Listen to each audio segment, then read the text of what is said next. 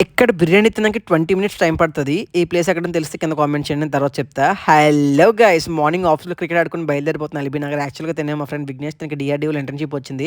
అక్కడ రూమ్ వెతకడానికి తిరిగాం. లాస్ట్‌కి ఒక ప్లేస్‌లో రూమ్ అయితే దొరికింది.